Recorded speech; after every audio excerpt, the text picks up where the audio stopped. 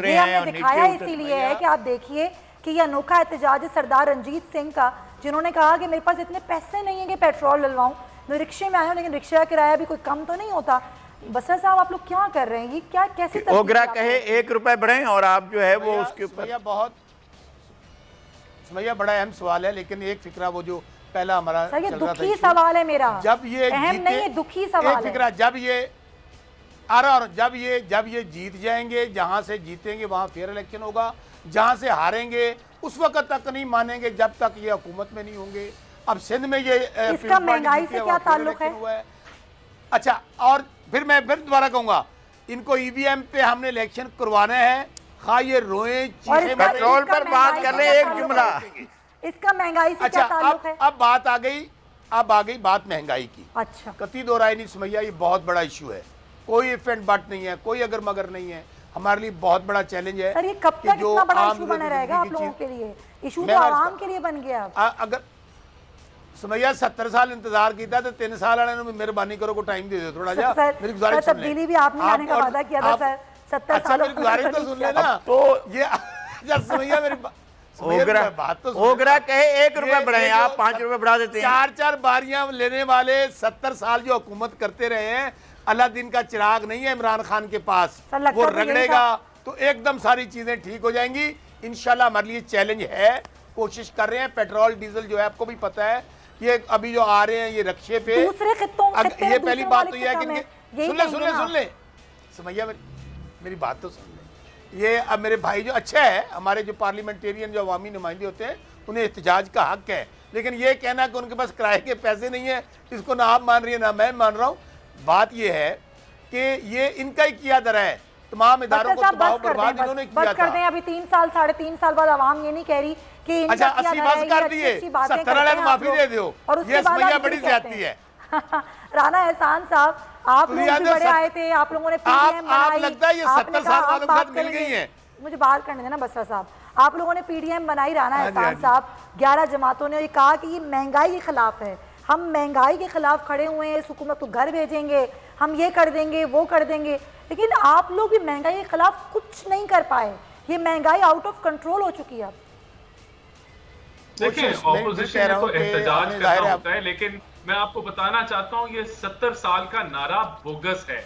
अगर तो आपने इन 3 सालों में कोई कर्जे कम किए होते तो हम मान जाते, आपने तो 1.5 गुना कर दिए। अगर इन 3 सालों में आपने कोई रेलवे के हालात बेहतर किए होते थोड़े से भी तो हम मान जाते, पीआईए के बेहतर किए होते हम मान जाते, स्टील मिल के बेहतर किए होते हम मान जाते, बेरोजगारी में इजाफा ना किया होता तो हम मान जाते, गुर्बत की शरह में आपने 17-18% अजाफी जो फेंक दिए तो हम मान जाते। आपने इन 3 सालों में बेड़ा गर्क कर दिया। वैसे आपने उनको कोई टफ टाइम नहीं दिया हर शोबे का।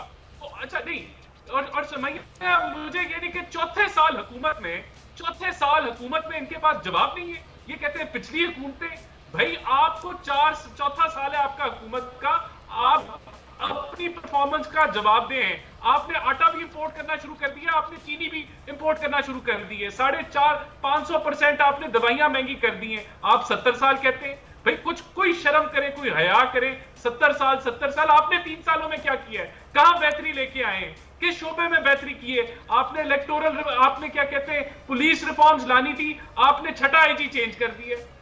आपसे ब्यूरोक्रेसी मैनेज नहीं होती, आपसे जो है सिक्योरिटी मैनेज। अच्छा, यहाँ ना मामला तरतीब से आगे बढ़ना चाहिए, क्योंकि यहाँ बात है अवाम की, उस अवाम की जो वोट देते हैं, असम्बली तक पहुँचाते हैं, मानों तक पहुँचाते हैं, इज्जत देते हैं, रुतबा देते हैं, और यहाँ तक पहुँचाने के बाद अगर उनको ये मिले तो बड़े अफसोस की बात है। खुंजारा साहब, इस चीज़ से हम हट के अगर तरह बात करें कि जी हुकूमत ने ये नहीं किया वो नहीं किया, आखिर प्रॉब्लम कहाँ नजर आती है? कंट्रोल क्यों नहीं हो रही है महंगाई?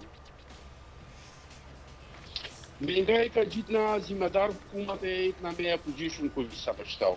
मैंने अपनी सीसी की मीटिंग में भी यही कहा था, जब तक अवाम और अपोजिशन सड़कों पे नहीं निकलेंगे इस महंगाई के खिलाफ, ये जो पीटीआई IMF बजट है इसके खिलाफ नहीं निकलेंगे सड़कों पे, ये महंगाई में काबू नहीं आ सकता है। ये जो 2 नंबर का आदमी है ये इसी तरह चीजों को महंगा करेगा, ये इसी तरह महंगाई का अजाब कौम पे नाजिल करेगा। आपको याद हो जिस दिनों में पीडीएम था इसका किबला बिल्कुल दुरुस्त हुआ था, ये बिल्कुल सीधा रास्ते पे चल रहा था। लेकिन शुक्रिया अदा करें मुस्लिम लीग नून का कि उन्होंने पीडीएम खत्म कर दिया। वो पंजाब समझते हैं कि बुजदार होगा तो आइंदा इलेक्शन हमारे लिए अच्छे नतीजे आएंगे, क्योंकि इसके कारकर्दगी जीरो है। और ये मौजूदा हुकूमत इनके मरहून मिन्नत है मुस्लिम लीग नून का। चाहे आप लोगों के आपस के खिलाफात में ना किसी को फायदा दिया हो ना दिया हो, हुकूमत को बहुत फायदा दिया है। आप लोगों को शायद एहसास नहीं है इस चीज का। फायदा दिया है, लेकिन अगर आज भी एप्लीकेशन सड़कों पे आ जाए तो ये महंगाई इस तरह नहीं आएगा। महंगाई क्या पीपल्स पार्टी भी सड़कों पर आएगी पीडीएम के साथ? कि हर सुबह निकल के महंगाई का एक तूफान आ जाता है। ये अपोजिशन भी इतना पीपल्स पार्टी आएगी सड़कों पर? अखुंदा जटान साहब, पीपल्स पार्टी सड़कों पर आएगी? जी, पीपल्स पार्टी सड़कों पर आएगी आवाम के लिए? बिल्कुल। हम तो 19 तारीख को हमने पूरी पाकिस्तान के हर डिस्ट्रिक्ट में महंगाई के खिलाफ मुजाहिरा किया है। अब हर सूबे में मुजाहिरा, हर सूबे मुजाहिरा होगा और होना भी चाहिए, और खास तौर पर सूबा सिंध में मुजाहिरा होना चाहिए क्योंकि यहाँ पर पीपल्स पार्टी की हुकूमत है। और यहाँ पर भी मुजाहिरा करें, पंजाब में भी करें, केपी में भी करें, हर तरफ करें और ज़रूर करें। और हुकूमत के ख़िलाफ़ ज़रूर बात करनी चाहिए। अगर आप ये समझते हैं कि ज़ाहिर हुकूमत डिलीवर नहीं कर पाई तो आवाम का साथ अपोजिशन को देना चाहिए। पता नहीं हुकूमत क्या कर रही है। खैर आगे बढ़ते हैं। ग्रीन लाइन बस मंसूबे की ज़रा बात कर लूँ, जो कि एक अच्छी खबर, अच्छी नवीद है कराची वालों के लिए। वो खटारा और ख़राब ट्रांसपोर्ट में सफ़र कर करके कराची के अवाम अब थक चुके थे, बेजार हो चुके थे। तो एक अच्छा हवा का, ठंडी हवा का झोंका नहीं आता, बिल्कुल वैसे ही ठंडी हवा का झोंका आया है। अब सवाल ये, ग्रीन बस पहुंच तो गई हैं, तकरीबन ये 40 बसें हैं जो फ़िलहाल ये पहली खेप में पहुंची हैं, लेकिन सवाल ये कि कब तक ये सड़कों पर आएंगी, किस तरीके से सफ़र होगा, क्या होगा, क्या कफील अहमद से जानेंगे। जी कफील, क्या बता रहे हैं आप?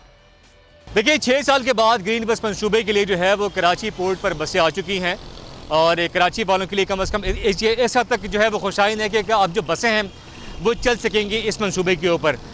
मैं इस वक्त रिपोर्ट कर रहा हूँ, अगर बात कर लें हम नुमाइश से, और अगर ये मेरे कैमरामैन दिखा सकें जो इस वक्त सूरत हाल है मंसूबे पे, जो बताए गए थे कि सरजानी से लेकर गुरुमंदर तक का ट्रैक जो है वो इंफ्रास्ट्रक्चर के हवाले से मुकम्मल है।